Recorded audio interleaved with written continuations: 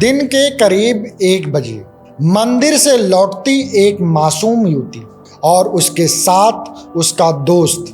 तभी उनकी गाड़ी एक सुनसान जंगल के पास रुकती है फोटो क्लिक करवाने के लिए। जैसे ही वो जंगल में जाते हैं तभी उनके पीछे 4 लोगों की परछाई आती है और फिर कुछ ही पलों में उनकी जिंदगी हमेशा के लिए बदल जाती है। 4 दरिंदे, हथियार, जंगल का सुनसान रास्ता और 90 मिनट तक चलने वाली हैवानियत। आज हम आपको दिखाएंगे एक ऐसी सच्ची घटना जो हुई है मध्य प्रदेश के सीधी जिले में और जिसने पूरे इलाके को हिला कर रख दिया।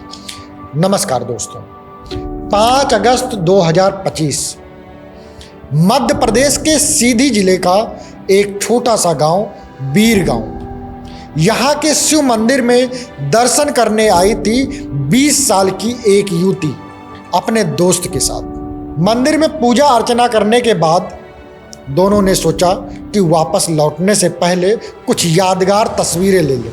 मंदिर के पास का इलाका जंगलों से घिरा हुआ था। शायद उन्हें अंदाजा नहीं था कि इन पेड़ों के साये में कोई उन्हें देख रहा है, उनका पीछा कर रहा है और उनकी मासूम सी इच्छा उनकी सबसे भयानक याद बन जाएगी। दोनों मंदिर से निकलकर जंगल के रास्ते पर बढ़ते हैं। करीब 300 मीटर दूर एक सुनसान जगह पर कैमरा सेट होता है। हंसी ठिठोली में फोटोशूट शुरू होता है, लेकिन उसी वक्त पीछे से 4 परछाई नज़दीक आती है। अचानक एक आरोपी पीछे से आता है और युवती के दोस्त के सिर पर जोरदार डंडा मारता है, इतना जोरदार कि वो मौके पर गिर पड़ता है। खून बहने लगता है। लड़की चीखने की कोशिश करती है, लेकिन दूसरा आरोपी चाकू दिखाकर कहता है, आवाज़ निकाली तो यहीं ख़त्म कर दूंगा। 2 आरोपी उसे खींचकर जंगल की ओर अंदर ले जाते हैं। बाकी 2 लड़के घायल युवक को घसीटते हैं। जंगल की शांति में सिर्फ पत्तों की सरसराहट और उनके डरावने कदमों की आवाज़ गूंज रही थी।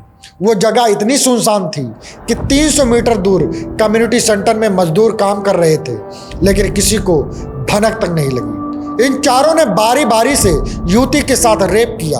करीब 1.5 घंटे तक वो लड़की रोती चिल्लाती चीखती रही, पर उन 4 दरिंदों को उस मासूम पर जरा सा भी तरस नहीं आया। लड़की के कपड़े फट चुके थे, बाल बिखर गए थे, चेहरा आंसुओं और मिट्टी से भर गया था।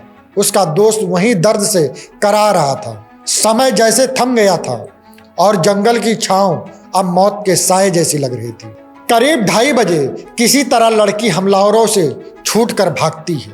वो हाँफती हुई लहूलुहान सीधे कम्युनिटी सेंटर की ओर दौड़ती है। उसके साथ उसका घायल दोस्त भी पहुंचता है। वहां मौजूद सरपंच के पति दिलवीर सिंह सबसे पहले उनकी हालत देखते हैं और तुरंत सवाल करते हैं, ये क्या हुआ तुम्हारे साथ? और फिर निकलती है वो कहानी जिसे सुनकर हर किसी की रूह कांप गई। लड़की ने बताया कि हमलावरों में से एक के शरीर पर निर्मला नाम का टैटू था। यही बना पुलिस की सबसे बड़ी कुंजी। आसपास के गांव में यह खबर फैलती ही नाम सामने आया। लोले यादव, जिसकी उम्र करीब 21 साल है, जो अपने पिता की दुकान में काम करता था, उसके सीने पर निर्मला नाम का टैटू है। पुलिस ने उसे तुरंत पकड़ लिया। जब पुलिस ने उससे अपने तरीके से पूछा तो उसने सब कुछ उगल दिया। पूछताछ में बाकी 3 आरोपी भी सामने आए। कृष्ण मुरारी रावत, जिसकी उम्र 31 थी, जो एक ट्रक ड्राइवर था। विकास रावत, उम्र 27 साल, वो भी एक ट्रक ड्राइवर था। धीरेश विश्वकर्मा, उम्र 27 साल, ये भी एक ट्रक ड्राइवर था। पुलिस ने तीनों को दबोच लिया और चौंकाने वाली बात, कृष्ण मुरारी रावत 2 महीने पहले ही मर्डर केस में जेल से छूटकर आया था। उससे भी शर्म की बात कि ये चारों शादीशुदा थे। इनके घरों में माँ, बहन, बेटियां मौजूद हैं, लेकिन फिर भी दिन दहाड़े इस वारदात को अंजाम दिया गया। क्या वजह है कि समाज में ऐसे दरिंदे बिना किसी डर के घूमते हैं? क्यों जेल से छूटे अपराधियों पर सख्त निगरानी नहीं होती? और क्यों महिलाओं की सुरक्षा सिर्फ कागजों तक सीमित है?